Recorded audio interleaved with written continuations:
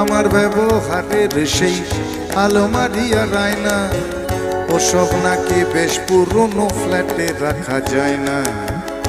আমার ব্যবহারের সেই আলমারি আর আয়না ওসব নাকি বেশ পুরনো ফ্ল্যাটে রাখা যায় না।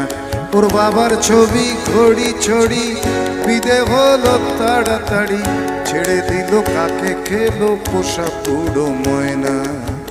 স্বামী স্ত্রী আর এলসেশিয়ান জায়গা বড়ই কম, আমার ঠিকানা তাই বৃদ্ধাশ্রম।